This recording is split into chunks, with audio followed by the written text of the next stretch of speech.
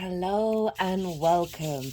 This is the All 12 Signs video series for the Libra Lunar Eclipse that's happening on the 24th, late on the 24th of March, but mostly for the rest of the world on the 25th of March, 2024 at 5 degrees and 7 minutes of Libra.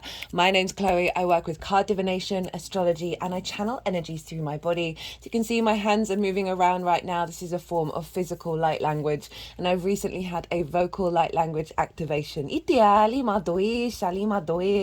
All of this is drawing on energies from different dimensions to help us heal, help us attune, and then help us activate in align with our soul's frequency in this incarnation. So whether you're consciously aware of what's going on, it's all in alignment with your higher self and with source to bring in support from the multidimensional sphere into the messages that come through. I'm still integrating the vocal light language in terms of hearing like English translation, but that is because I'm just integrating this 3D vessel. It's a journey that I'm going on. For those of you who know your time of birth, I really recommend you check out the sign that falls in the first house. This is called your rising sign, where your ascendant is. The astrology will link in closest to this because I read for them as if the signs as if they are the rising signs. However, this does not invalidate you looking at any other part of your chart. Perhaps where your sun or your moon are, because they always get activated with every lunation, or your Venus. This moon, this eclipse is being ruled by Venus. So just look to wherever that sign falls in your natal chart. Look to the house that it's in and the themes of that house. You want to apply those themes along with all the other meaning that you've got going on in that sign to the messages that come through. It will be as if that sign, with everything going on in your natal chart, has now moved to the first house. So the astrology will still link in. You've just got to add on a little bit of personal natal chart maths on top of it. Right, I'm going to keep this introduction super short and super sweet. And I'm going to read for Gemini and Taurus. Gemini rising. How we doing, Gemini? So regardless, right, so wherever Gemini falls in your chart, this is in a fellow air sign. This lunar eclipse in the sign of Libra, and this means it's trining your Gemini energy. And a trine is an aspect of Jupiter. Jupiter is one of the benefics. It's more of a yes planet, more of cuddles, more carrot than stick is a trine, because it's a free-flowing, easy energy. You're both yang in nature. You are both air signs, so you've got a lot in common. And this is when we bring things together in order to expand and elevate. A deep sense of wisdom comes in, a knowing, a faith, and with that comes a deep confidence that has us more in flow and brings more synchronicities, more abundance, more sense of opportunities and luck. So wherever Gemini falls in your chart, this is a supportive moon going on here. Now, for those of you who don't have Gemini rising, look to where Gemini falls in your chart, look to the house that it's in, the themes of that house, and you want to apply those themes to the messages that come through. You want to take everything that's going on in the sign of Gemini, house themes, celestial bodies, all of that, and apply all that meaning, and it will be as if that now moves to the first house. So when I talk about the astrology in regards to the Gemini risings, it will still relate. You just got to add on a little bit of personal natal chart maths on top of it.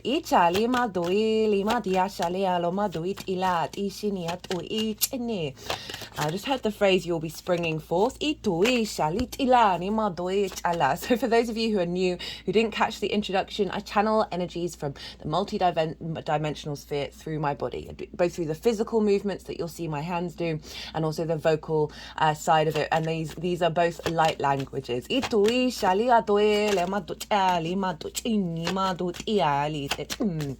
getting the sense, just a couple of words saying there's a pathway opening up. Okay, right, so this is an eclipse, right? This is really big energy. This is when the sun and the moon are both on the horizontal and vertical axis together, right? They're in alignment. Basically, they're bringing this into a center point in the middle of the cross. A cross is a really significant shape across humanity, and it's represented because of it's the connection of between the heart and the mind through our actions. And when we do that, that is when we are fully embodying this 3D experience. So this is big kind of fated energy. You may have already had some encounters with this energy already, because we feel this in the lead up about, you know, it can be a couple of weeks either side of the eclipse itself. We're kind of closing out a cycle from the solar eclipse that we had, the total solar eclipse that we had in Libra season last year, which was the new moon. Everything that we've been working on over the last 6 months, you may see things coming to a head. A sense of celebration, sense of completion, and also a sense of endings. And sometimes these can be quite dramatic, but just know, trust and faith and believe that this, even if it feels a bit disruptive at the time, because big change can do that, it is serving your longer term goals, right? Because this is more in alignment with like the longer term trajectories, and coming from the cosmos and implementing on the 3D plane. I'm just thinking of a particular example. And I'm not quite sure why I'm bringing this up, because this isn't happening in your 4th house, but it might be relevant for some of you, that I knew someone who really wanted to leave London, but just kept not doing it. And they had a housemate who then decided abruptly that they were going to leave. And it kind of kicked off a chain of events that meant that person then finally left London. And that was for the best of them. But it felt very dramatic at the time, because it was quite an explosive energy. Right, I'm pulling cards for 3 different piles. The first pile is the lead up to this eclipse. And so, as I said, this is a 6-month cycle from that new moon that we had in Libra. That was a total solar eclipse. Everything that you've been integrating and working on over the last 6 months, what's being cleared out, what's being completed, and also what is your energy that is then working with this eclipse energy. That is pile 1. Pile 2 is what energy download is coming with this eclipse that will then unfold over the next 6 months. So I see lunations as portals, both new and full moon alike, because we're constantly in a loop of cycles. So with an ending, with a completion, we then have an activation code based on all of that will then unfold over the next 6 months. So pile 2 is what energy download, what activation code is coming through. The baseline for pile 2 is the collective reading. I love doing the collective readings. I get to talk a little bit more broadly about things. I get to bring in practices that I've been putting into use and seeing results with. I always speak from my own experience. And that Libra, I kind of kicked off in it, and I usually just kick off in the Scorpio and Aries ones, ruled by Mars, and that's when that seems to happen. But I was getting quite het up, because Libra is ruled by the law. Libra is ruled by justice, which has the element of law. I used to be in the law profession, and I was just getting quite het up about a lot of things, and that all came through. But it's where I break down the astrology of the exact moment of the lunation in more detail, and that forms an energetic blueprint that is the baseline for pile 2. I also pulled collective tarot reading. That was wild. That was such a powerful reading that came through with that. A lot of love, and I'll explain why later on in terms of the astrology. The Emperor and the Empress came out.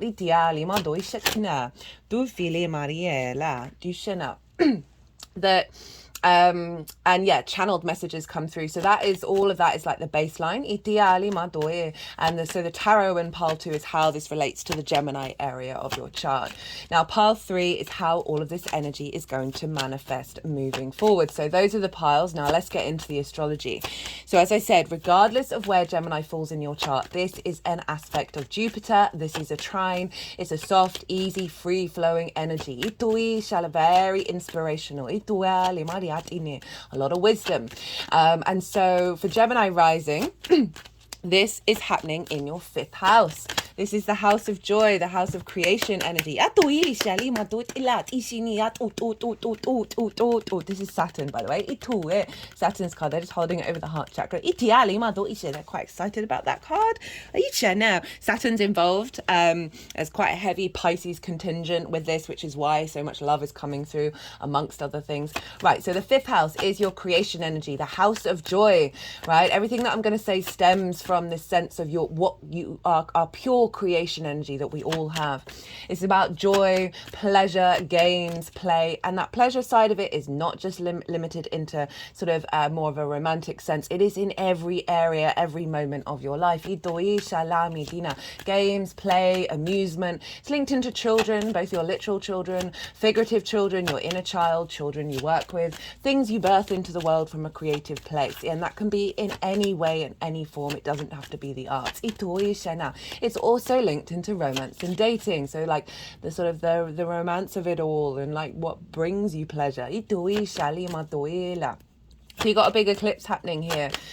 This is a full moon. It's a partial lunar eclipse where the shadow of the earth falls over the moon.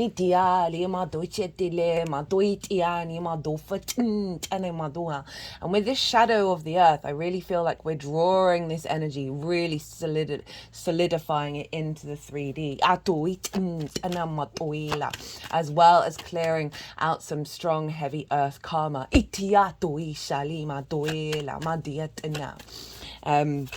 Okay, so big sort of a completion of things that you've been working on. Maybe you've been figuring out what does creativity mean to you? What does your pleasure mean to you? You've got the South Node there. You've had that for nearly a year. And this can see a withdrawal away from these themes, a sort of a going inner space, a more esoteric inner journey. Yeah, the South Node is like the tail of the dragon. This is where we release energy and then transform that and refine what's already there. Okay, so the South Node is often where we feel comfortable.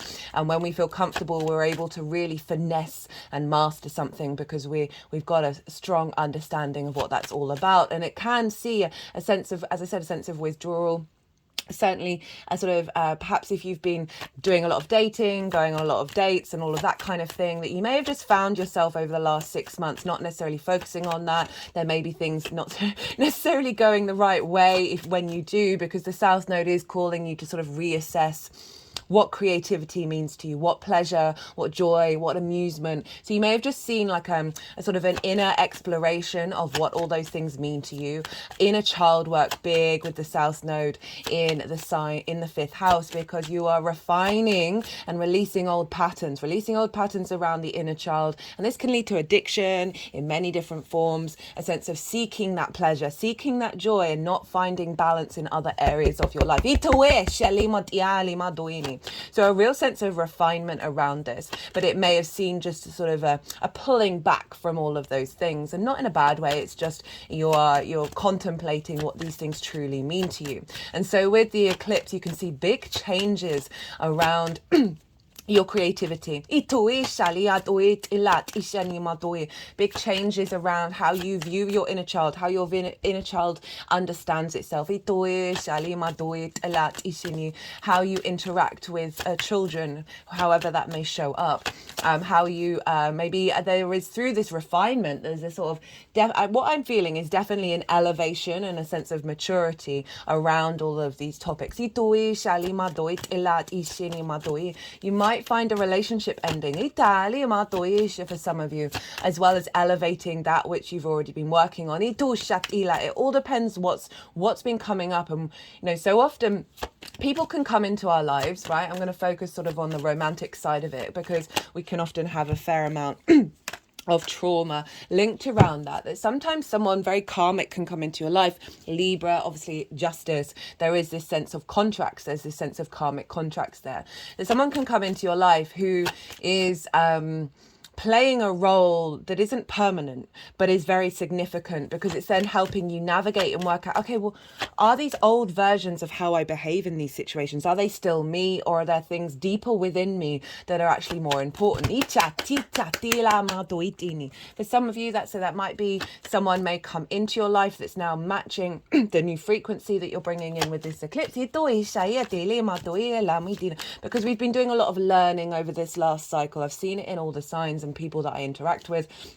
both on a personal and professional level, that we've been doing a lot of the groundwork over the last 6 months minimum. And now we've got more activation codes coming in that are more about building for the future. So you could have been really working on that. And now there's a sense of completion with that that's then activating a new cycle. You might have been working on a creative project over the last 6 months and really seeing some big energy come in that's sort of lifting that up. And it's trying your ascendant. So this means a lot of wisdom and elevation in your embodiment of self is coming through, because the ascendant, the rising sign, that is your house of self, right? That is to do with you, and it's how you embody your sun or your moon. Depends if you've got a day or a night chart, which luminaries doing the work through your embodiment, through your actions and your deeds. The ascendant is the lens in which all of that comes out into the world. It's your body, it's your appearance, your character, and it's often how other people see you.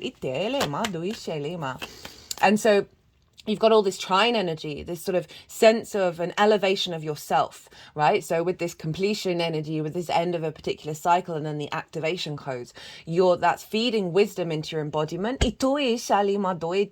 Also how other people see you. So if you've got that sense of distorted sense of value around how the other sees you in terms of your creativity, your joy, your pleasure, all of that kind of thing, I really feel like this is getting elevated. There's a deep sense of maturity coming in. Now, the sun is over in the sign of Aries, and it's exalted in Aries. The sun loves being in Aries. All the qualities of the sun are being raised on high. The sense of vision of the self, right? The sort of the acknowledgement of the hero's journey that we're all on, and being at peace with that, and finding a sense of clarity, a sense of purpose whenever the sun is into Aries. And this is in your 11th house, which is the house of good spirits, right? So really good houses to have an eclipse in. They're very positive houses, and they're making really harmonious aspects to your sign, Gemini. Now, that the 11th house is hopes and dreams, friends, groups and alliances, and reaping the benefits from your 10th house. So these are coming into balance here, right? Of a sense of vision around who you want to connect to, what soul family you want to bring in, that's going to help you create and find joy and find pleasure. Also a real sense of vision around your hopes and your dreams that you're going to be able to activate with your creation energy.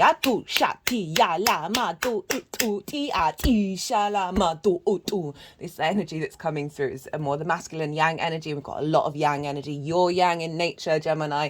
Air and fire are the day signs. And it's about earth manifestation and protection.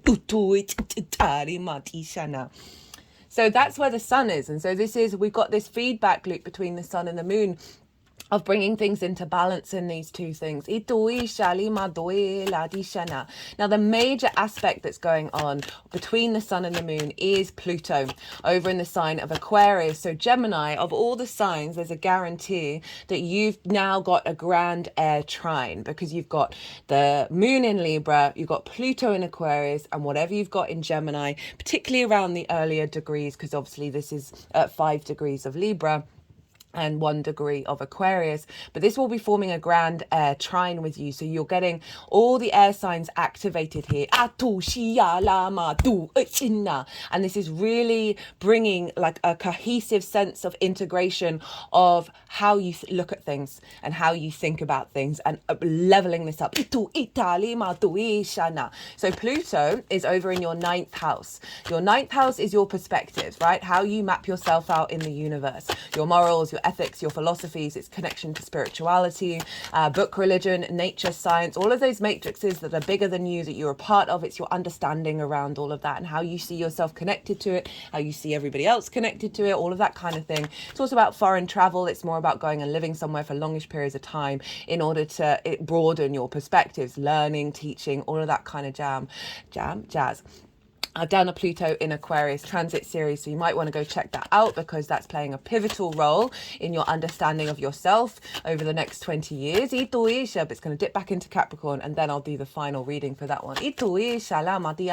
So Pluto, magnetism, power, transformation, your inner innate id power, your primal power, your things magnetized towards Pluto, and the sense of constant transformation through creation and destruction. Is elevating, is transforming your perspectives. And so this is feeding into this moon. It's magnetizing creativity, dynamics where you find joy that are more in alignment with a universal truth of your understanding with yourself in the universe, right? And then that's going to be trining your ascendant. So there's a real powerhouse between bringing creativity and joy from a refined, esoteric, mature space. It's not about not having fun, but having that as your baseline and then finding play in everything. Because that's the point of every moment is truly, truly fucking divine. That this grand air trine is sort of really, as I said, elevating your embodiment of self from a place of confidence and power, and I mean power in a really healthy way, and creativity and joy. And this is a beautiful combination. Now, Pluto is also sextiling the sun. So the sun is sextiling you. Pluto is sextiling the sun, and sextiles are an aspect of Venus. Venus wants you to feel good in the 3D world. This is again a soft, easy, free-flowing energy, creativity, love, connection, passion, desire, a sense of appreciation and value and harmony and grace. And so Pluto and the sun are in alignment with one another. This is really bringing in a higher understanding of your sense of perspective, right? Which is then allowing you to open up more space for your dreams and hopes to be more in alignment, not in alignment, but more co-creation with source, right? The more we clear up space of clutter, of distorted information around how we understand ourselves, the more space that we've got in order to co-create from that level of perspective. And then the sun is sextiling your embodiment of self. So you're finding creative ways to bring about a sense of embodiment from this elevated perspective.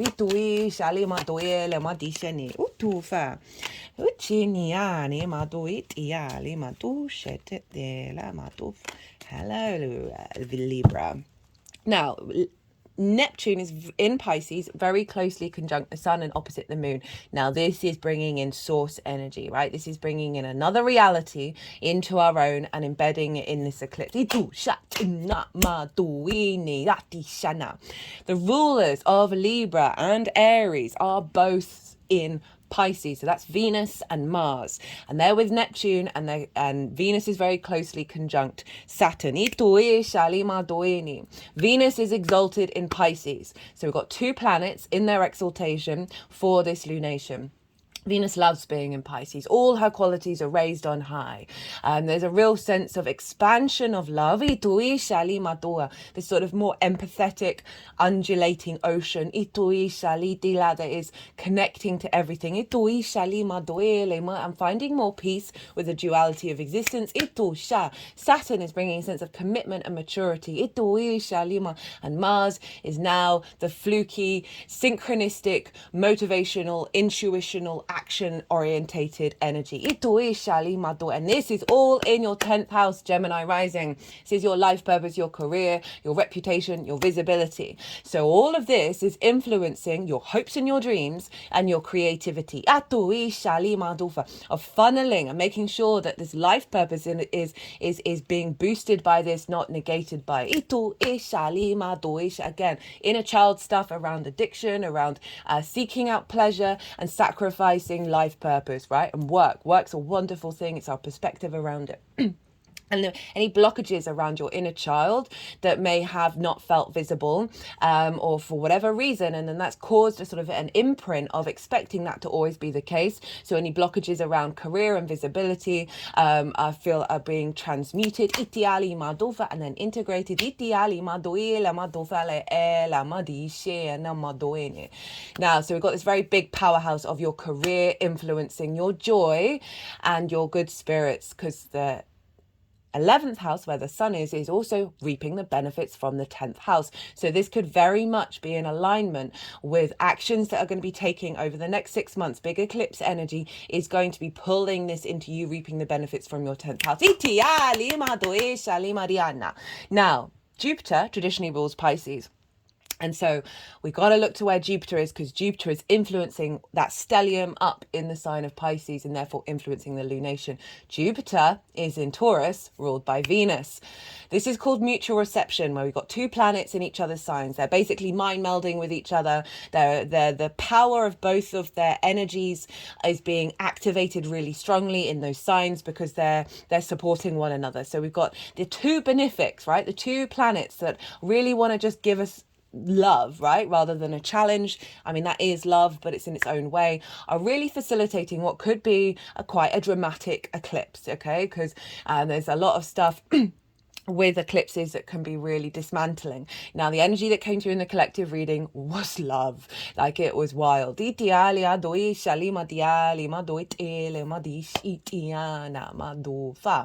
And so we've got this beautiful harmonious energy of the wisdom and love of Venus and Jupiter feeding into this chart, right? The whole chart. It's not just the lunation. Everything else that's going on is going back to those two signs.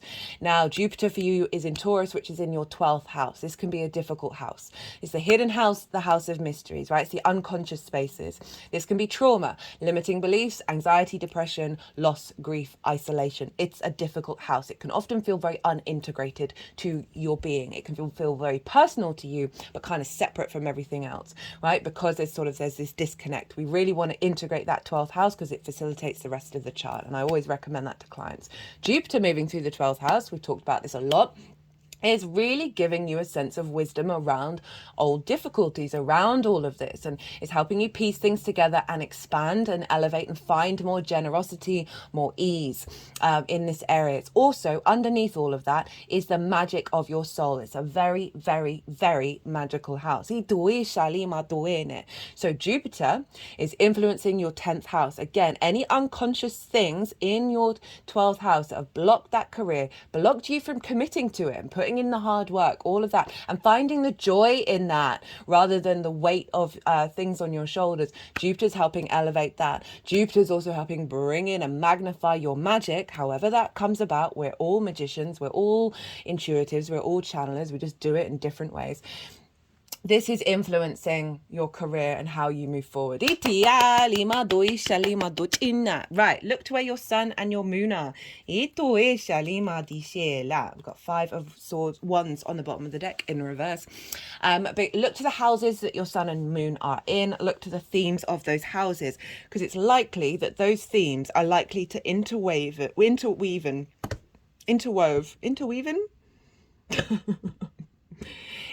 with the astrology, right, on a personal level. So you may see those themes crop up around what may be culminating or endings you may have experienced, because they are always involved. And yeah, so that will give you a more of a personal understanding of this general reading. Right, I have said everything that I wanted to say. I'm going to go consciously quiet, and the energies are going to move through me. They're going to move the cards around. They're going to do some physical and vocal light language, and then they're going to bring the cards into the 3 piles, and that is when I will bring the tarot into the astrology. I call you to soften your mind as well. You've just had so much information thrown in your direction. Let that all settle. Don't try and overthink it. Let it settle in the unconscious, and then see what intuitive hits come up for you about this Libra lunar partial eclipse.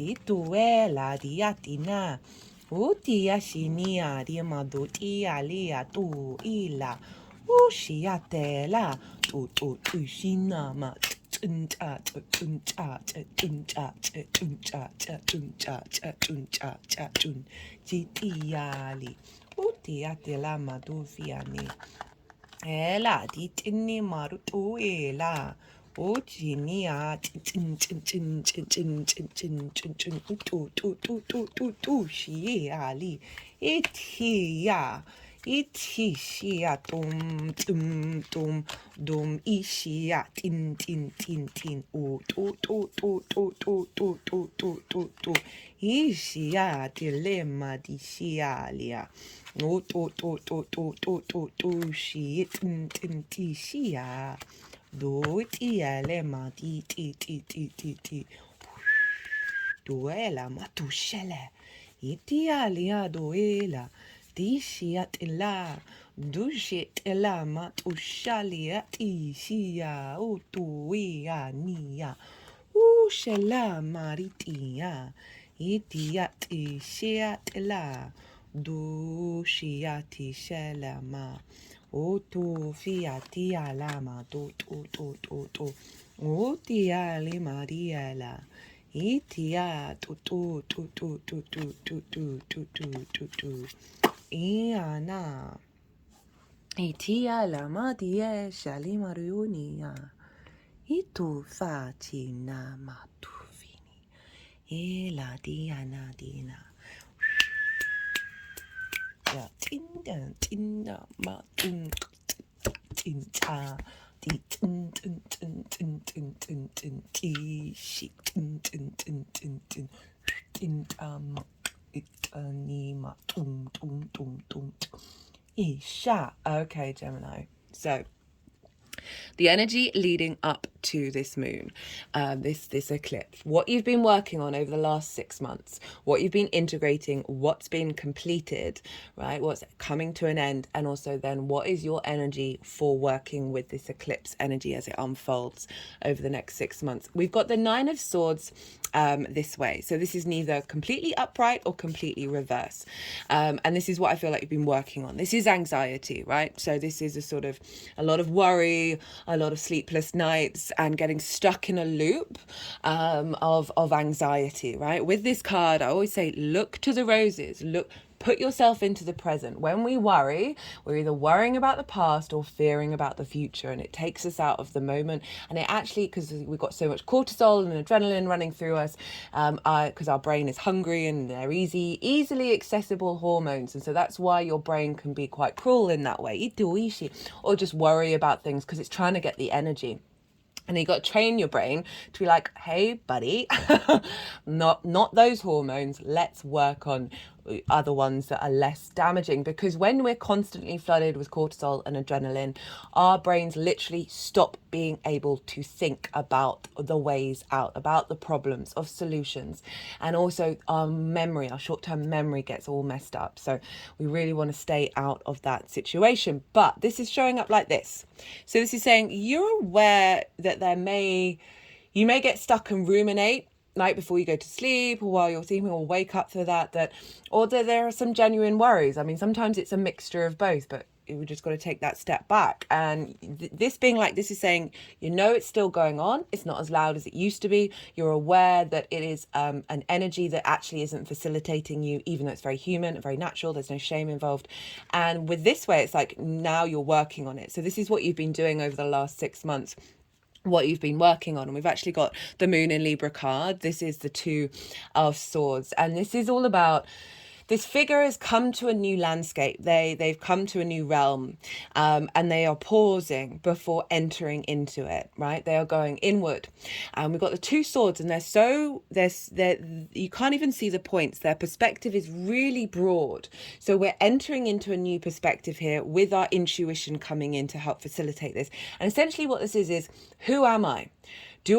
Which parts of me are still me now that I've crossed this water and entered into this new landscape? Who am I really? Because then when we go on the inner space, we realize, there's parts of me that are actually this old dynamic, and I've done the work, I've integrated, and it's just tendrils that are still hanging around.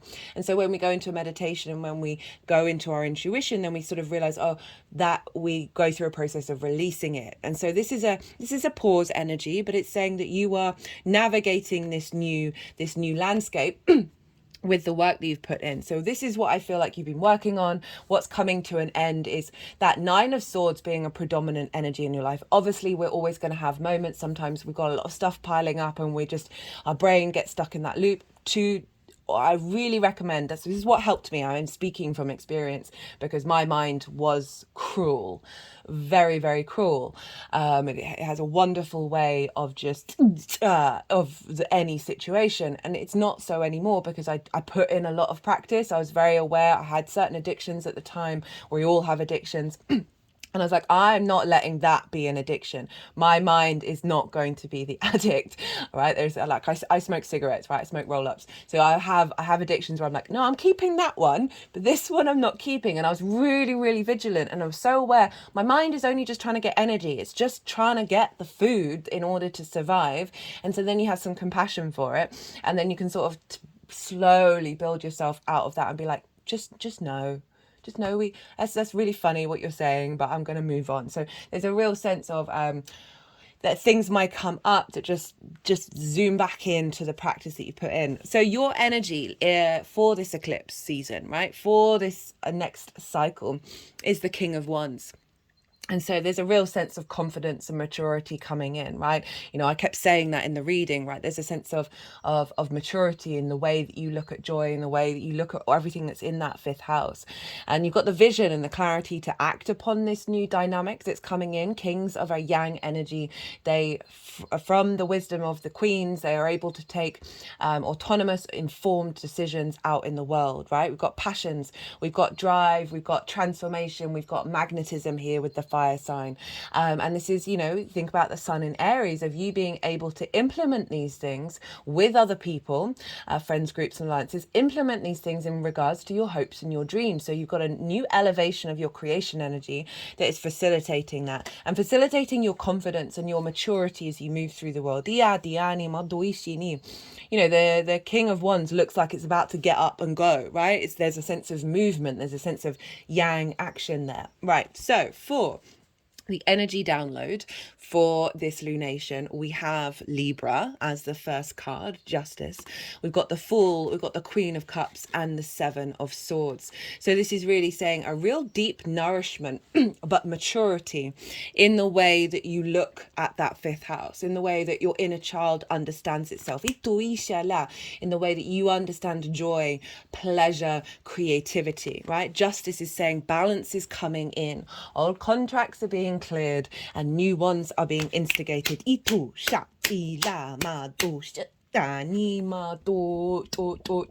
just moving over the throat chakra. That was a big energy that came through in the collective reading. It's been like that for the last couple of readings, actually, because we've got the Mercury retrograde in the sign of Aries, which is going to be, it's conjoining the North Node. It's going to be part of the Aries eclipse next month. So we've got some big fire energy in terms of transforming how we speak. So this is about things coming into balance. And as I said, new karmic contracts coming in, of you being very mature, right? Lady Justice, the judge, this comes from a place with the best judges come from a deep place of empathy and equity, which means fairness, right? And so the more that it's a very objective point of view with the overall morality of our species, i.e. don't be a dick. And so there's a real sense of, I'm swearing loads in this transit series. That usually happens in Aries. Both the Sun and Mercury are in that sign. So this is a real sense of calm, of balance, of being able to see clearly, see things objectively, rather than that Nine of Swords, which is very much the opposite of objectivity, because you get stuck in that loop. We've got, then it was the Fool. So the Fool operates from the heart. Its chest is really far forward. It's the first thing as it's leaping off this cliff, right? And this is the heart space of the openness of the heart of the Fool, that every experience, the good, the bad and the ugly, is a sense of, there's a curiosity and an awe about just simply existing. This figure has a great sense of faith in the cosmos because it is essentially going to step off a cliff. And it does so knowing a new reality will pop up underneath it. There's a real sense of faith here. And there's mountains in the background, which represents the higher perspective. So even though we might mock the Fool knows what's going on, right? And so there's a real sense of a new beginning. a new beginning with the way that you look at all of this, right? There's a new adventure going on where you are more expansive, and it's making me think about the 10 of Wands, right? That figure is really hunched over, it's got a lot of burden. So that stuff going on in the 10th house, right, which is all kind of leading up to that 12th house energy being cleared out of, instead of seeing your life purpose and your career or the 5th house as a burden of a weight, there is a lightness coming in. And it's come with the Queen of Cups and the 7 of Swords. Now, the Queen of Cups, very intuitive, very psychic, super serene. She is so serene, she's turning into the ocean. Look, her foot is turning into the ocean. She can see far and wide, right? So she can see into the future. And she's still serene. And so there's a real element of calm and of deep nourishment of your emotional body, of your intuition being really heightened, that is going to facilitate your nourishment. That you're there, you know, moving away from that fear of that 9 of Swords. And just having more instinctive, intuitive understandings of through your observation, whether that's both through your eyes or the other many senses, that you are then cultivating a sense of nourishment within you that is facilitating a new dynamic that is not leading to anxiety, right, and worry about certain things. Are you good? Like, if you think about the 5th house, we can have a lot of worry about, are we good enough? Are we lovable? Are we creative? All of those things. And it just feels like there's such a softness coming in that's helping that fall away. And we've got the 7 of Swords. Love the 7 of Swords, right? Gets a bad rep. I am always baffled as to why, considering what this card represents. This figure is stealing away the resources from the other encampment in order to stop the war and stop loads of people from losing their life. He is, in fact, stealing the 5 of Swords away. Now, the 5 of Swords is conflict, is bullies, victim mentality, domination, subjugation, distorted hierarchical structures that win at what cost. This figure is stealing that away, stealing away that conflict in your mind and bringing in a new perspective of peace. And we've actually got the 2 of Swords there. So this is really, with the Queen of Cups and that 2 of Swords, of a cultivation of your intuition, a cultivation of serenity and peace and being still, that inner calm that 2 of Swords is engaging in, that sense of going inward. And that is what's coming through here, rather than the 9 of Swords, of a new way of thinking and looking at things, new perspectives that are more in alignment with your soul's frequency. Got that 5 of Wands on the bottom of the deck in reverse. Now, the 5 of Wands, right? I saw a meme of this ages ago that I can now never get out of my head. And it said underneath it, stupid tent. And I don't know if any of you have put up a tent, but sometimes it can feel like a very stupid experience with all the poles everywhere, and I just can't look at it in a different way. But there's an element of conflict, right? So there's movement. It's stagnant. There's no momentum. There's a lot of conflicting energy. There's a lot of ideas. Perhaps you've had a lot of creative ideas or a lot of passions, a lot of joys, and there's constant, right? Gemini risings, right? One of my words for you, and this is said with love because I have some very dear people in my life who are Gemini risings, is whiplash, right? You are the embodiment, as well as some other amazing things. I love Gemini energy. I have so many Gemini people in my life. A Virgo sun. I get it. I really get it. The embodiment, the ascendant side of it, is you are the fastest moving sign in the zodiac. You are air. Which is super fast. You are mutable, and you are ruled by Mercury, which is the fastest planet. So the speed at which you can move from one thing to another is phenomenal, and it's such a skill and a talent. However, whiplash, which is, look at that shiny thing. Oh, I want to do that. No, I want to do that. Oh, I've booked myself. I've double booked, triple booked, quadruple booked myself. What would be 5? Oh, quadruple. I want to say cinque. Me in languages. I end up speaking French in Italy, Italian in Spain, and Spanish in France. Like, my brain and languages has never been very good. Anyway, my point is, there's a lot of desire, there's a lot of passion, there's a lot of wanting to do all the things. But sometimes when we're so overloaded, that can just then lead to nothing coming about. Now, it's come in reverse. Now, I don't think it's the end of the whiplash, but there's a certain, what's coming through with this, again, that maturity of just being able to refine it a little bit more, and bring your attention to certain things, and be able to then start to get things moving. We've got the Knight of Pentacles underneath that, and the Knight of Pentacles is the slowest knight, right? This is the biggest and the slowest horse. It will get where you need to get to. There's a sense of commitment and of loyalty, of taking those steps. So I like that combination. Right. How this energy is manifesting moving forward. We've got the Seven of Wands in reverse. We've got the Chariot, the World, and they really like that card. And we've got the Ten of Cups. So the Seven of Wands for me, this and the Five of Swords sort of really represent some key fundamentals of our species. We all have something of value. We are all the universe manifest in individual form. But we live in an environment of competition and scarcity and conflict. This figure is on the cliff. They're on the higher ground.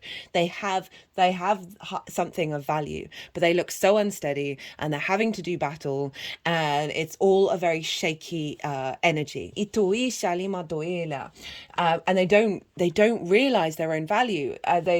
Because you can use this as the example of other people are out there doing the same thing as you. You do a thing and you're comparing yourself to others. You feel like you've got to be in competition with the others and you've got to do battle. When you don't, you just got to do what's right for you and do what you love.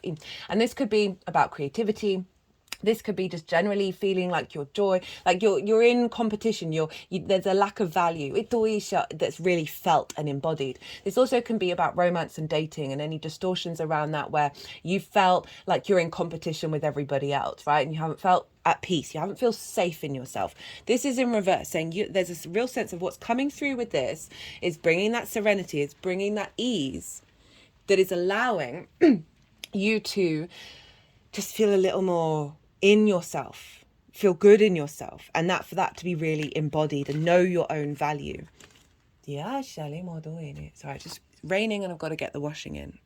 Sorry about that, Gemini. So where was I? Right, feeling more embodied in your own creation energy, right? In Tai Chi and Qigong, it's called the Dantian. It's like where our sexual organs are, and it is the crucible in which all things manifest. So it's such a powerful house. Now we've got the Chariot.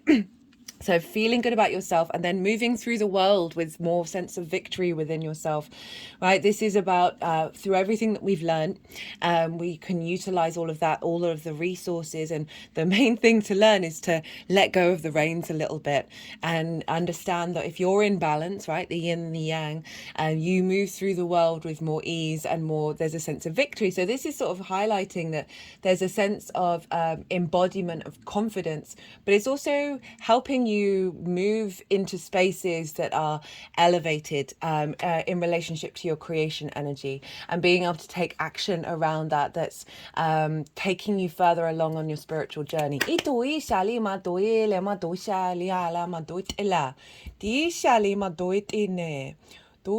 thinking about where this is the Cancer card. Now, the Cancer card is in your second house of your skills and your resources in order to manifest and make money in the world.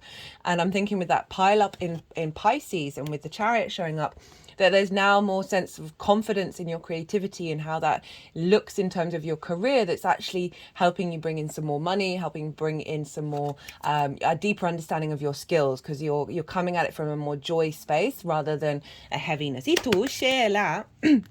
We've got Saturn, we've got the World card, and you've got the Fool as well. So you've got the beginning of the tarot and the end of the tarot. It's actually turned up, I think, for about two people now. Not two people, two signs even. That this is know thyself and the world will open up to you. So this is understanding the truth of you, the truth of your creation energy, the truth of your pleasure, the truth of your joy from a really mature place. That then that frees you of limitations, right? Frees you of boundaries, because the more that you know yourself, the less boundaries you actually need, and then that creates so much space for you to then co-create. So the more that we clear away that Nine of Swords, the more space that we have within us, the more we then draw in source and we co-create. But overall, this is Saturn up in your 10th house of more opportunities around work, more visibility, more sense of freedom, of being able to put in the steps to take towards your hopes and your dreams as well. So, final card, 10 of Cups. This is the external manifestation of the Nine of Cups. So the Nine of Cups is like gratitude practice, feeling abundant, feeling complete within yourself, right? The I am mantra before and after you go to sleep is a wonderful thing to do. And this manifests externally outside of yourself. So this can be things going on in your life that bring you joy, that bring you into emotional alignment. It's the only rainbow in the tarot. This for me is the chakra body, right? Light refracted. And the chakras are the vortexes on our body that we want in alignment. And these are all in alignment. So for some of you, this might be bringing in a romance that then turns into, a long-term committed relationship, which can be part of your life purpose, right? The nuclear family here. This is just a representation of the external, of the joy externalized. So that's a great card to end on for the House of Joy, because it's saying that this journey that you're going on of bringing in a new mindset, bringing in a sense of serenity. And I say new mindset, it's what was already inherently within you already. Just cut the deck and it said soul identity as I was saying that. It also says family, the bringing in new soul family, right? Because of this realignment. And collaborating. Whether that's on the 3D plane or the multidimensional level. What was I saying? I was saying something else that I thought was important. Oh, it'll come back to me. Cut the deck and got the Scorpio card. We've got death. Change, suspension of consciousness, new life reborn. I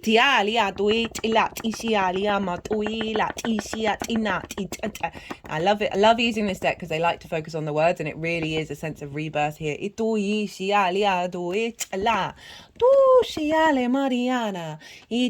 you've been going through a form of transformation and you're now coming out the other side. I've got thought, communication. So this is really highlighting that Nine of Swords, right? That Nine of Swords of how we speak to ourselves, what goes on in our minds, and how a new pattern is coming through that is really liberating.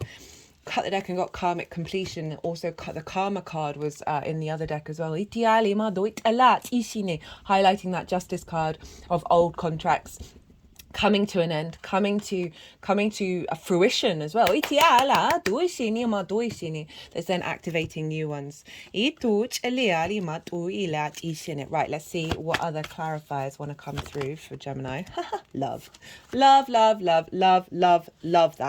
love's come through. So as I said, this doesn't have to be about with somebody else. This can be a love of your joy, a love of your pleasure, a love of your creation energy, and just overall just feeling a lot more in your body, in your being, in your creativity. I'm going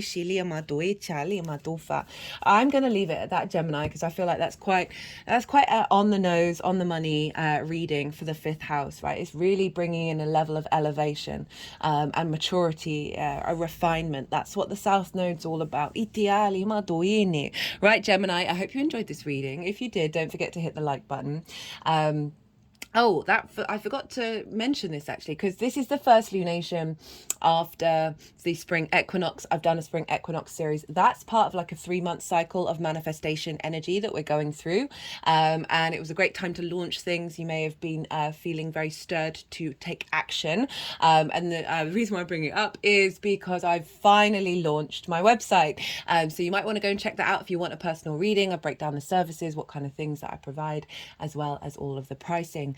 So that is on the channel page. It's also in the description box, so if you feel like a personal reading, do go check it out. But right, Gemini, be good to yourselves, be good to those around you, and most importantly, be well until we meet again. Taurus rising. How you doing, Taurus? So for those of you who don't have Taurus in the 1st house, which is your rising sign, look to the house that Taurus does fall in your natal chart. Look to the themes of that house. That's far too many. We'll get the 4 of Pentacles there. Look to, the themes of the house that it's in, and you want to apply those themes and all the meaning that you've got going on in the sign of Taurus to the messages that come through. It will be as if that Taurus energy has now moved to the first house. So the astrology that's for the rising sign will still link in. You just got to add on a bit of little natal chart meaning maths on top of it. Those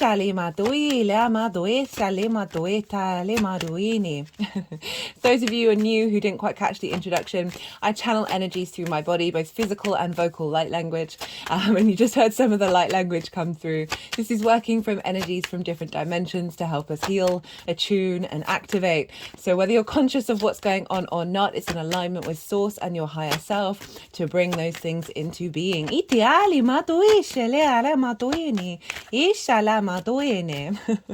And the vocal light language is a recent activation. I am still integrating that in terms of getting like clear English translation. Sometimes it'll happen, sometimes it won't. But I'm just integrating my 3D mainframe with it. Right, regardless of where the Taurus falls in your rising sign, right? This is in conjunct your Taurus energy. That just came out for Gemini as well. So wherever Taurus falls in your chart, Libra in conjunct Taurus. Now, I love the inconjunct energy. I think it's a really powerful energy. It can sometimes get left aside and not really mentioned because it's not one of the main traditional aspects, right? This is where we're working with 6 different energies that are different from one another, right? Taurus, you are fixed earth and yin in nature. Libra is cardinal air and yang in nature. So essentially it's like herding cats, right? If you're not aware that you're trying to herd cats, it's very difficult. Even if you're aware you're herding cats, it's still very difficult because you've got to try and figure out how to get all those 6 energies to understand one another and then co-create with one another. And so this can be a little bit of crossed wires, misdirection, a bit of conflict. It's not like crazy conflict. It's just like not being able to see eye to eye and getting a bit frustrated. You can feel like you put a lot of effort in, it's still not getting there. But honestly, once you do start to navigate that and, work with the elements, work with the modalities and the day or the night energy, and then you're playing with 6, I love the inconjunct. Then it blew my mind when I finally opened up that part of my chart. That when you get them to work together, you are breaking against convention, you're breaking against tradition, you're going against the normal way of understanding how the elements, how the modalities and all of that all work together. And then you're working with, you've got 6 energies to play with, and it's so exciting. And so it's very inventive, very innovative energy that's showing up here. So what I always feel with the inconjunct, and all the lunations until the summer, since last year, since the Aries hybrid eclipse last year, have been in conjunct to one another, where we've had, so the last thing we had was the Pisces new moon, and then we had the Libra eclipse now. So whereas often it is the Pisces new moon and then the Virgo full moon. So it's the opposite signs following one another. We've had an inconjunct energy with all the moons, and this has really been cracking us open of being able to think differently and operate differently and bringing in new neural pathways. Which is why I think we've, as a collective, have been able to contemplate ourselves a bit more in a different way and like really expand on our consciousness. Because we're no longer stagnant. Okay, so I am pulling cards for 3 different piles. The first pile is the lead up to this eclipse. I work with 6-month cycles, so this is everything that you've been integrating and working on over the last 6 months. What's been completed? That particular part of the cycle got activated with this total solar eclipse that we had in Libra season, and what this eclipse is completing, and then what your energy is for the eclipse as it unfolds over the next 6 months. So how you're showing up. Second pile is the energy download that will be coming into your vessel, the activation code at the time of the eclipse. So I see both new and full moons, eclipses as well as download points. So even those full moons typically represent a completion, an ending. We then go into the next part of the cycle, which will then unfold to the new moon. And so with this ending, with this sense of we've got to a certain point, we then get activation codes with everything that we've been working on, and then that facilitates it into the next cycle. Itiala. So pile 2 is that download, is that activation code that's coming into your vessel that will then unfold over the next 6 months. And so the baseline for pile 2 is the collective reading, right? That's already live, that's already up. I love the collective readings. I get to talk about more broad topics. I get to talk about practices that I've put into place that I've seen really, really work. I got quite heated in that collective reading. That usually only happens in the Scorpio and Aries readings, where, you know, I'll start swearing, I'll start talking about geopolitics and society and really... And I think it's because I used to be in the profession of the law, right? And Libra, the card for Libra is justice. And I was just getting quite... I was getting really pleased, but also frustrated at everything in the world, and just that came through. But there was also a lot of love, and there's a lot of channeled messages outside of what I was talking about. So that's where I get to break down the astrology in way more detail of the exact moment, like the energetic frequency and blueprint, the harmonic that's being created. And that is the baseline. I pulled collective tarot as well, and so that was a beautiful message. Lots of love coming through. But we're stepping up to ourselves, to how we are with ourselves and with others, and through that journey we're bringing in a whole lot of love. I might use that track for my Instagram post. I love Queen. Right, so yes, so words. Pile 2, yeah, that's the baseline is the collective reading, and then the tarot on top of it is how it relates to the Taurus area of your chart. So if you want a deeper understanding of what's going on there, do go check that out. The third pile is how this energy is going to manifest moving forwards.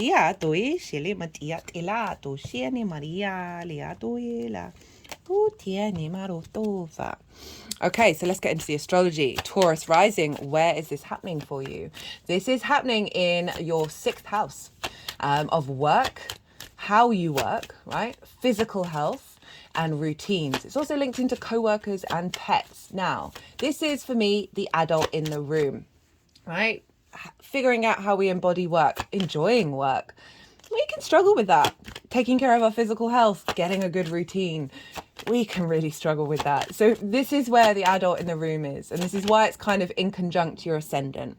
All right. So your ascendant is how you embody your sun or your moon, depends if you've got a day or a night chart, in your actions and your deeds. It is the lens in which you move through the cosmic waters. Is your body, your appearance, your character. And so often we don't want to do the things in the 6th house. And that's because they're the Discordian energy. There's like 6 different energies being like, I don't understand you. You don't understand me. I'm not going to engage. Now, when you start engaging and bringing these together, you happen to have the same ruler, which is Venus. So you've got something in common. Right, that Libra energy is finding balance in the way that you work, right? Really being able to facilitate the needs of other people. Libra can prioritize that over their own voice. And that is what the South Node in Libra is really trying to recalibrate. Finding...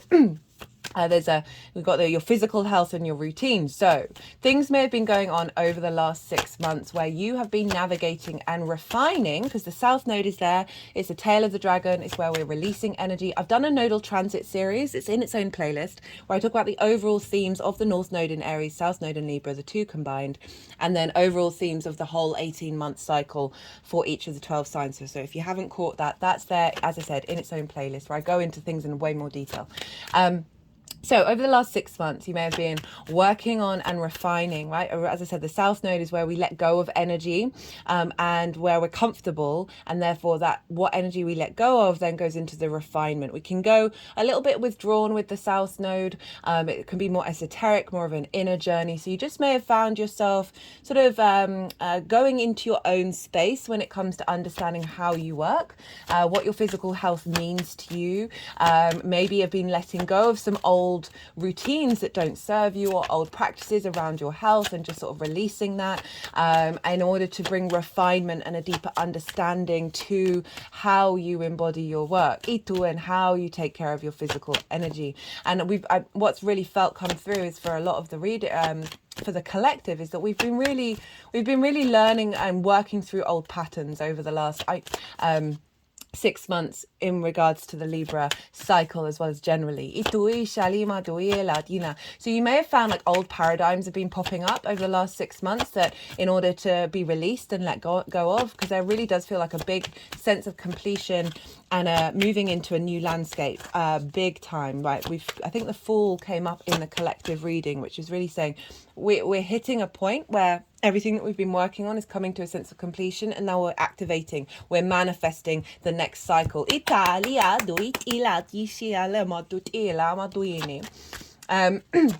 So you just may have found yourself just being really more mature in your understanding of the way that you work and all of these things. You may have felt, for those of you who have co-workers, maybe there might have been a sense of isolation with that. Where you're just a bit more in your own space. As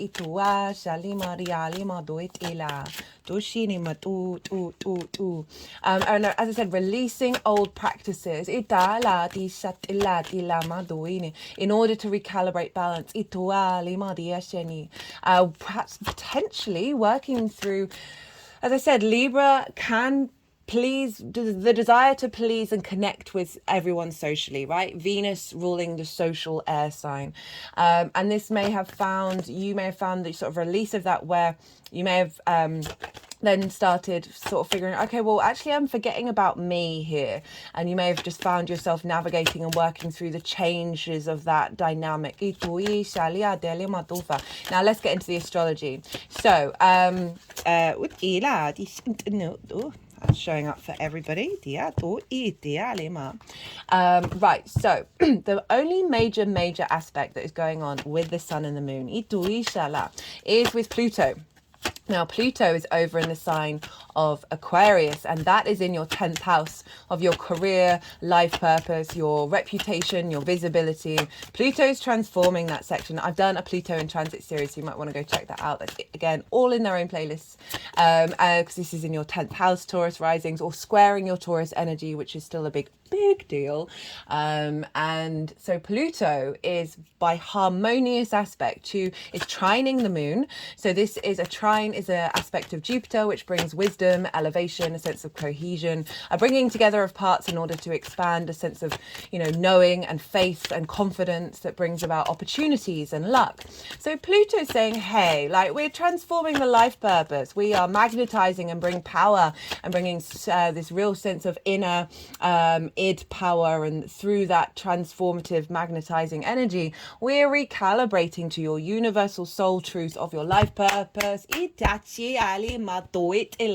it's trining the moon, which is saying what's coming through with this eclipse cycle is an alignment with the magnifying, intensifying energy around your soul purpose and your life purpose, right? Can be career, doesn't have to be career can just facilitate it. And also transforming visibility. So you're refining your skills and the way that you work. You're refining, you stepping up to yourself and being the adult in the room. You've been doing that for the last 6 months.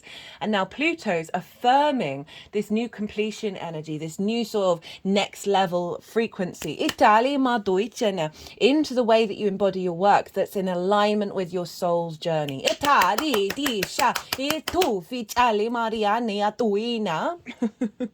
Getting quite excited about that. Pluto is also sextiling the sun. It's a bit of a wide orb for a sextile, but I still think it's very much impacting what's going on with the sun. And the sun for you is over in your 12th house, Taurus, right? This is the hidden house, the house of mysteries. The hidden house, the house of mysteries. This is where we can have a lot of trauma, right? I mean, there's trauma in all parts of the chart as well as blessings. It's our unconscious spaces, right? And that can be a lot of limiting beliefs and trauma responses there that then create anxiety, depression, isolation, loss and grief, right? It's a difficult house. There's no getting around it. But also underneath all of that is the magic of your soul. It's a very, very magical house. It can feel quite separate, kind of behind the scenes, like not quite accessible and integrated with the rest of the chart. I always say to people and clients, integrate your 12th house. Try and integrate that 12th house. Now, Aries is there. We've got a lot going on in Aries. There's a lot. The sun is there. Mercury's going to do retrograde there. That's going to be the next transit that I'm going to do. That's going to be fascinating with the 12th house. I love a 12th house Mercury transit. And what was I going to say next? The North Node's there. Obviously, we're going to have an eclipse there. Big deal. The sun is there. And the sextile with Pluto is like the sun in the 12th is a light in the darkness. That's clearer understanding of what is going on in those unconscious spaces. A focus on those spaces. And Pluto saying, hey sun, can we get into alignment? Ooh, that was a big transfer. So that one, the energy that I just channeled that I work with, that's a neutral energy and it's linked into code and right and activation. So the sun is saying, okay, right, we're connecting to the knots, we're finding the purpose, we're connecting to the magic in alignment with this big transformative energy that's going on in your life purpose. And finding some balance, right? So often what's going on in the unconscious spaces has an impact on our physical health. Ideally, it's a mindset around that. So what I'm feeling is this is also elevating your connection between the unconscious spaces, the magic of who you are, and your ability to heal.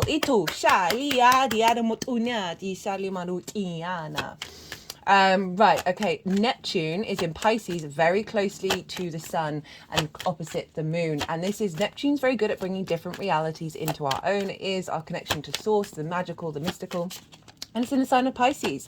Now, who else is in Pisces? Well, so happens that the ruler of the moon and the ruler of the sun are both in Pisces. Hello, Venus. Hello, Mars. Hello, Saturn. So we've essentially got a stellium over in Pisces. And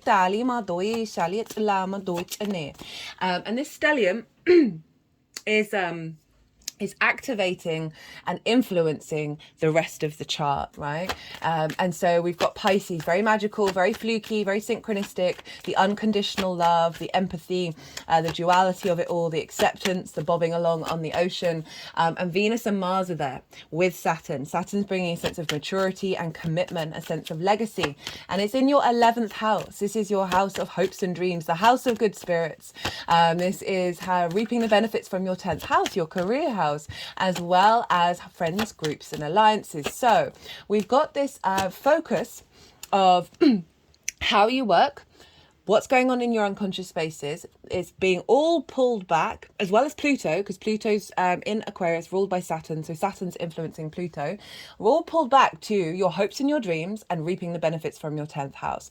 Also, how you connect to friends, groups and alliances. So that's your embodiment of work, being able to connect more with others, which may then take you down new pathways in terms of your life purpose, bring in more resources, reaping the benefits of that, because there's more refinement, there's more maturity, there's more depth that's coming in with the embodiment of your work, and also allowing more facilitation around your hopes and your dreams that isn't being blocked by your unconscious spaces of the sun. You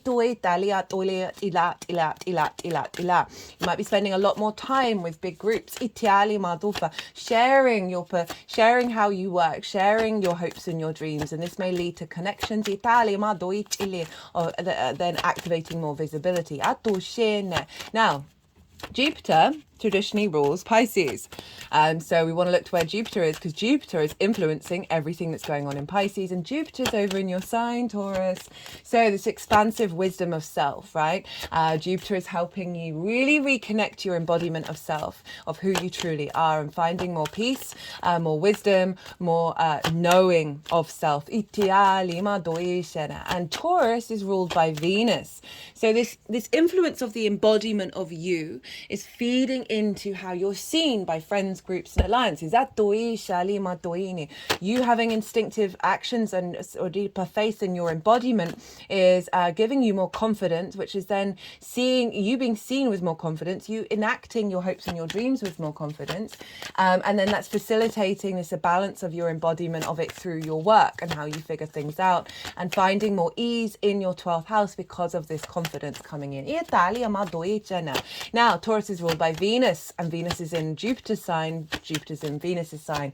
This is called mutual reception. They are essentially mind melding with each other. They are sharing each other's resources. They are elevating each other's lands. They are supporting the direction that they are both going on. So even though this is an eclipse, it's being ruled by Venus, but also ruled by Jupiter in terms of energy transfer. So the two benefics are really helping us ease us from a difficult cycle into a landscape of wisdom and love. So that's what's going on. At the bottom of the deck, we've got the Queen of Pentacles. Look to where your sun and your moon are in your natal chart.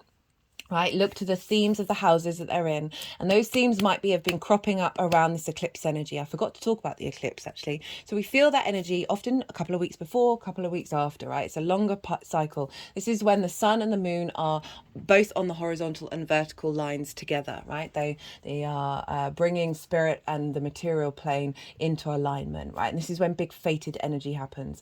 Do what feels right for you in terms of any sort of rituals around this full moon, but I would always preface, you're working with really big energy. This traditionally is when they used to hide the monarch, right? They used to hide the monarch away, right? Do what's right for you. If you've worked with it before, if you're called to do it intuitively, instinctively, this is different from like planning it and figuring it out. This is like go with connecting to source, connecting to the energy rather than trying to control it. Because there's usually things going on that are way beyond our sort of cognitive mind that are at play here, and they will unfold in ways that support you. Right. I am going to go consciously quiet. I talk about the eclipse and what that means in way more detail in the collective reading. I'm going to go consciously quiet. The energies are going to move through me. They're going to move the cards around. They're going to do some physical and vocal light language, and then they'll put them into the 3 piles. And that's when I'll bring the tarot into the astrology. I'm going to soften my mind, and I call you to do the same. You just had loads of information in your direction. Let that all settle in your unconscious, and then don't try and overthink it, and then see what comes up intuitively when we do this little bit of channeling.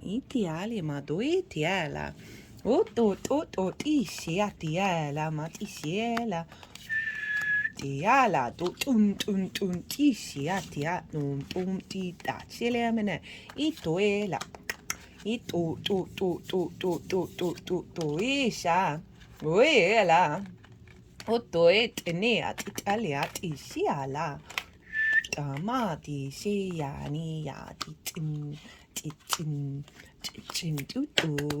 diale matuela di shala mariana madushela maditishana ituela mado itiali matutishila no to iya. Ishi tin hutuela etuela matishela dela. And we're just moving this over the throat chakra. Di dele diala etueni etala etuela madishele madotiana. Iya tin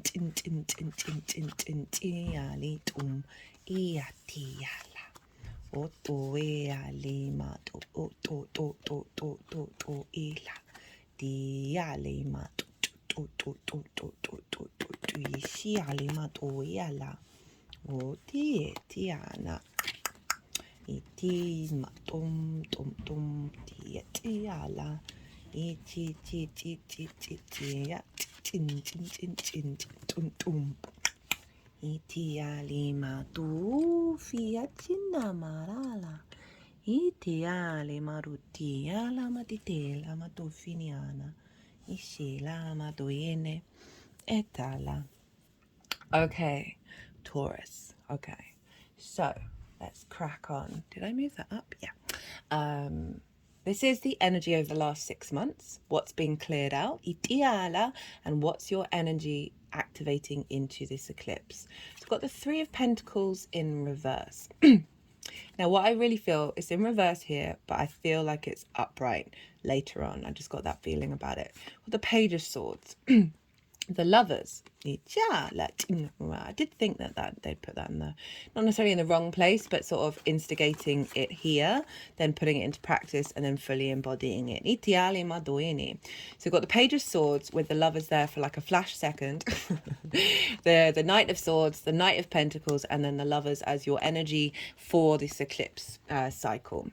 So Three of Pentacles. This is about mastery and collaboration. It's a very appropriate card for the 6th house, right? The mastery of how you work, the collaboration with co-workers, with others in the way that you work. This also can be a lack of mastery and collaboration between your embodiment of your work, taking care of your physical health and your routines. And it's in reverse. So it's saying like you felt like this hasn't quite come into manifestation. You're working through old blockages around this not necessarily being quite what you'd like it to be. Okay.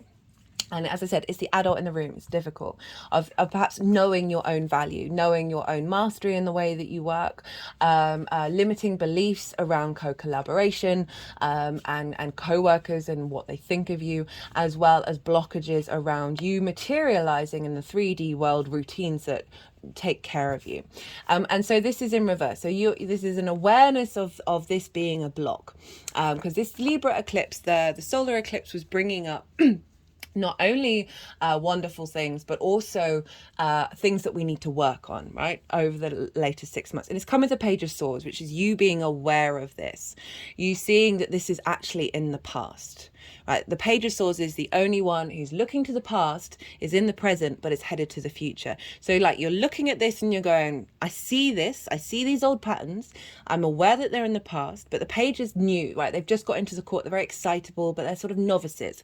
So there's an element of now you're exploring where you're currently at with the intention of moving towards the future. That is not this, right? Yeah, I'm just getting the sense that you know that this is fundamentally not at your core, but there are certain traumas around this that may have been activated from early years. Because then we got the Knight of Swords and the Knight, that was it, the Lovers was here. So there's a sort of, you're understanding you're heading towards the Lovers. And this is about the union of self, the masculine, the feminine, and spirit all working together in order to be in harmony, to make decisions that serve you, because it's about choices in the long run. So there's a choice, there's a new choice that's coming in that's about unity, of how you see the way that you work, of also how you understand collaborating with others, and the bringing together of the routine, the health, knowing the better your health is, the more energy you've got to work, all of that kind of thing. There's an awareness of this because the page is heading towards it, and then you start to embody it, right? Then we've got the Knight of Swords, Knight of Pentacles, of this being in the upright, of bringing this into being. So the Knight of Swords is, or the Knights, they embody their element, they embody their suit. So the Knight of Swords is you having that clarity, that vision to enact it, and maybe very quickly you've instigated things and then you've put in the hard work to put it into routine, right? The Knight of Pentacles, we've got the fastest and slowest horses of the Knights. The Knight of Pentacles, the horse is the biggest and slowest horse. It is ploughing this land. There's now new territory for those seeds to be planted, for those pentacles to be put in, of the implementation, that's not a word, of what you've been working on over the last 6 months. So I feel like there's this element of apprenticeship that's been going on with this new frequency, of learning lessons, of perhaps there may have been situations that have come up that have mimicked that Three of Pentacles in reverse, in order for you to navigate them and realize this isn't actually anything to do with me, in a really healthy way. So your energy showing up for the eclipse cycle is you are open to change, you're open to new frequencies. There's a sense of integration, there's a sense of collaboration here, of being able to make the right decisions that serve you moving forwards. There's bringing in a truest knowing of your own mastery, a truer knowing that you are drawing towards you other energies to build things that are beautiful and long lasting. And obviously that's all sort of tied into the clearing out of stuff in the unconscious spaces, everything that's going on in the sign of Pisces, with also with Pluto up in the 10th house of your career, right? As I said, through meeting friends groups, you know, interacting with people, then start to co-collaborate, and then you're just working together and building, or simply that other people are aware of the way that you work, they really like it, they want to hire you, that kind of thing. So the energy download for the eclipse, so this will unfold over the next 6 months. This is the download, the 9 of Cups, the World, the Hermit, and the Six of Wands. So this is you feeling good about, right, you knowing who you are and how to be. This is internal gratitude, internal abundance. Saying the mantra, I am, before you go to sleep and when you wake up, when you're still in unconscious mode, is a really great practice. When you emit the resonance of I am, as in you are complete and you are satisfied, this figure is so satisfied with life. It's just like, yes, I am confident and I'm satisfied. When you start feeling satisfied, the universe then starts co-creating with that sense of satisfaction. So this is what's coming in, right? This sense of embodiment of satisfaction, of just you feeling more confident, that is helping you get to this sense of co-collaboration and mastery. We've got the World. This is Saturn, right? Know thyself and the world will open up to you. It's marking an ending. I never really get that with the World because it's just constantly in a loop with the Fool, of just feeling very confident in with yourself, a deeper sense of knowing. Because even when we know ourselves, we're still always pulling back those layers and really recalibrating. But there's a real sense of, again, with that 9 of Cups, of you coming from a place of maturity that is genuine, that you know your shit. Right? You feel good about it because you know that you're operating from a place of integrity, because the World is all about, Saturn's all about integrity and commitment to your legacy. That this energy is coming through that's then going to unfold of you really being able to see clearly, because it's come with the Hermit, your inner wisdom, right? This inner knowing, this inner, your skills and the qualities that you have. Like there's a real sense of not being bothered about what co-workers think or what anybody thinks. This figure's on top of a mountain, has taken itself away from society, right? It's also the lantern in the darkness in your unconscious spaces of revealing the magic. But what I'm really feeling is a real confidence in yourself, in your skills, in the way that you work, in you dedicating yourself to being that adult in the room. These are very mature cards of like really giving, you know, the strength is being activated, and also your wisdom in the way that you work is visible to others, right? There's a sense of recognition here. Because this figure is about to go and have a feast and is about to go and be celebrated, right? There's a victory wreath here of others seeing what it is that you have to offer, others seeing how you work and really appreciating it and wanting to celebrate you. So there's an element of recognition that's coming in if that's been out of whack or just accentuating anything you've already been experiencing, right? The group celebrating, like they're reaping the benefits from the 10th house. A sense of victory over perhaps activating a hope and dream. Okay, so Queen of Pentacles, deep nourishment, right? Very practical, very grounded, very abundant. The cultivation of abundance, the cultivation of the 3D realm, of your physical health, of tending, of giving nourishment and nurture to yourself. And the way that you work. The outcome, how this is all going to manifest moving forwards. We've got the 4 of Pentacles, the 10 of Cups, and the Magician. Wow, did you look at that? 4 of Pentacles, you feel secure, right? I love the 4 of Pentacles. This is about your inner energy being protected in the outside world. It got pentacles, which represent Venus, the Venus star point, the retrograde cycle that she does. On the feet, heart and crown chakra. So there's a real sense of your inner energy isn't being drained by the outside world. You are secure within yourself. This figure has a crown. They are sovereign in their nature. And they are then able to build because they are very secure within themselves. It's not getting depleted. And so this is really great, this sense of stability in the way that you work, tending to your physical health, getting those routines in and not getting distorted by others. Things being in balance and you being able to build on that.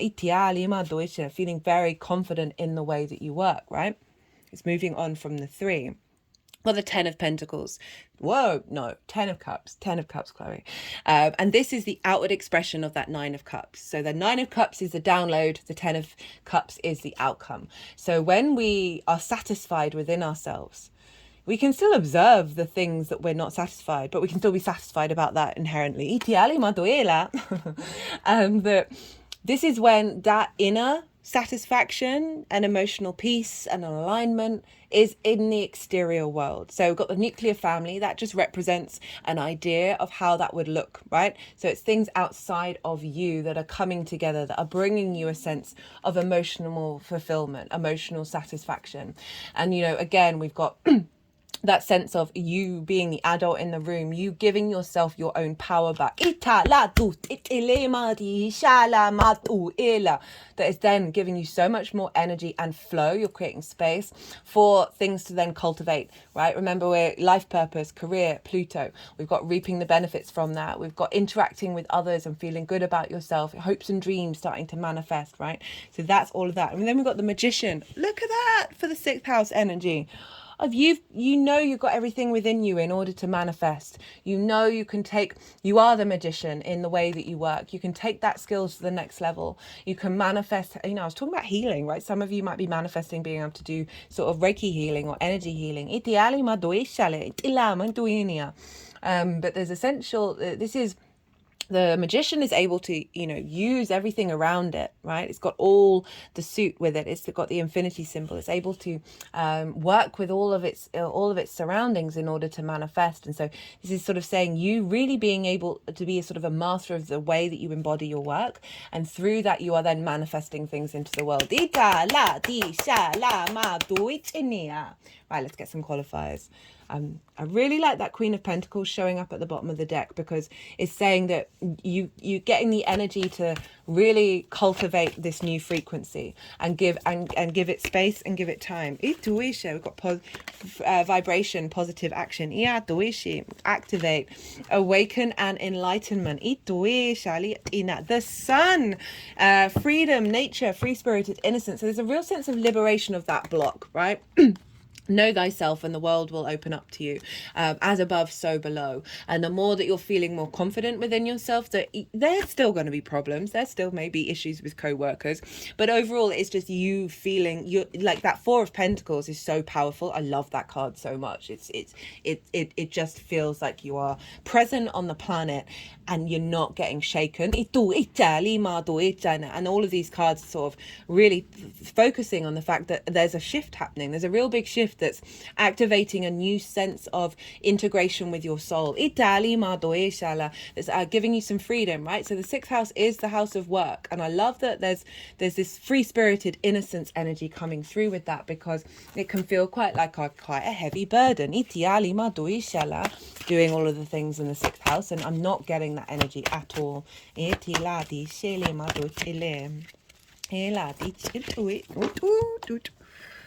What have we got? We have forgiveness and love partnership. That's really interesting.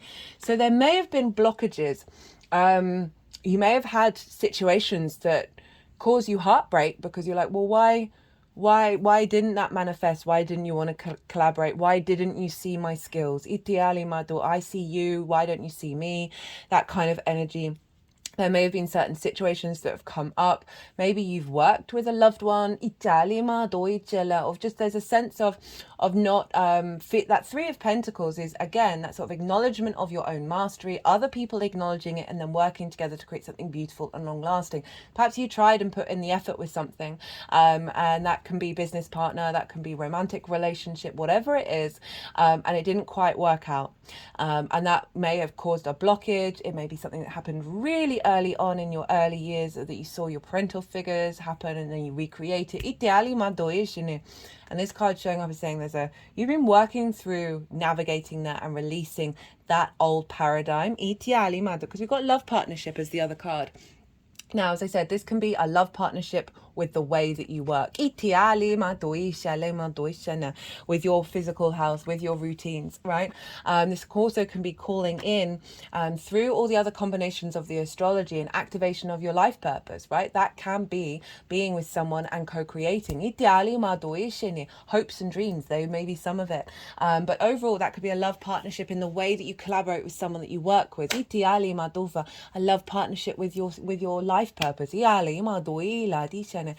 Or a love partnership, as I said, that you work together, you collaborate. It's not diminishing your experience. It's not breaking you out of making sure that you're the adult in the room, right? So often with the other, right, the people that we love, we can give all of ourselves to them and then neglect the sixth house. Like, I see that so often, that this feels like that's not going to happen again. Right, Taurus, I'm going to leave it at that. I hope you enjoyed this reading. If you did, don't forget to hit the like button. If you'd like a personal reading, I've finally launched my website. That's in the description box or on the channel main page. Go check that out. That was really fun. I launched that on the spring equinox. Speaking of which, I've done a series on that, which is about the next 3 months of manifestation. Taurus, be good to yourselves. Be good to those around you. And most importantly, be well until we meet again.